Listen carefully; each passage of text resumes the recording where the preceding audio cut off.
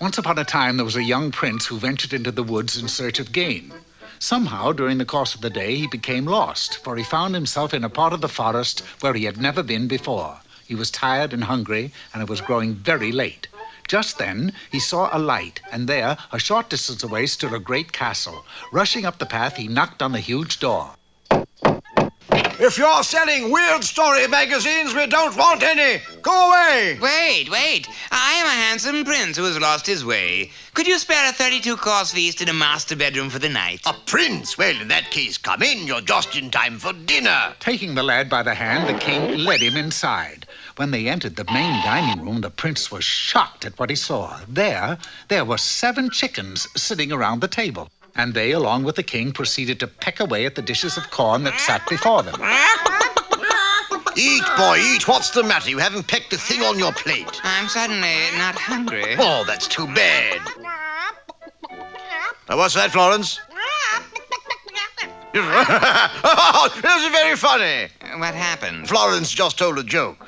That's all. Son, I'm glad you came along. I've got a problem. Yes, I noticed that. The king went on to tell the prince an incredible tale of how a witch had come to his castle one dark day and cast an evil spell that had turned all his loving daughters into chickens. Oh, so that's it. Those chickens 7 are your daughters. No, 6 of the chickens are my daughters. The 7th one is the witch herself. And here comes the plot. Right you are. The spell on my daughters cannot be broken until I can discover which of the 7 chickens is the witch. Well, now, this is the sort of thing that all handsome princes wait for.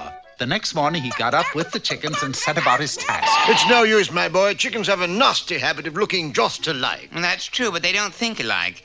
The one that's the witch thinks like a witch. With a plan in mind, the prince soon had disguised himself as a beautiful maiden. Your mascara is running, and what's the plan? Simple. I pretend like I'm Snow White. There isn't a witch in the world that can resist a setup like that. Watch this. Lining up the 7 chickens, the prince, in his Snow White suit, ran through the courtyard proclaiming to the top of his voice, I am Snow White. I do so hope that any witch around here that is disguised as a chicken won't give me a poison apple. None of the 7 chickens paid the slightest bit of attention, but an ogre that happened to be casing the castle did.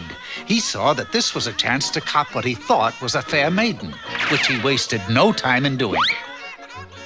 But just then, a handsome knight chanced to arrive on the scene and rushed to the rescue. Never fear, fair beauty, I shall save you. With that, the knight flew at the ogre.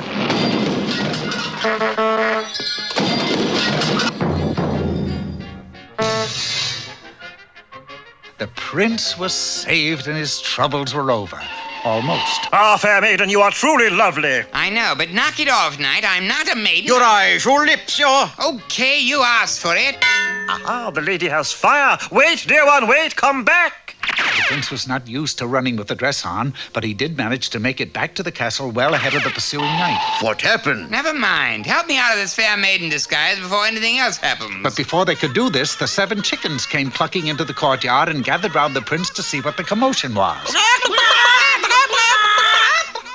Girls, not now. Go away. The prince grabbed a broom and started swinging to shoo them away. All chickens being afraid of brooms, they scattered like, chickens.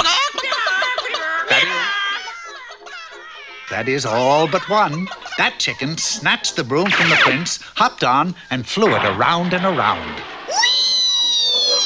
Your Highness, look at that. Must say I never saw a chicken do that before. Of course not. Only witches fly brooms, so that's the chicken that is a witch. The prince had guessed the secret, and the spell was broken. Not only did the witch turn back into a witch, but the 6 chickens were turned back into the king's beautiful daughters. Party pooper! My boy, you did it. As a reward, I'm going to give you a chest of gold and any daughter you wish to be your bride. Heavens, it's going to be hard to choose.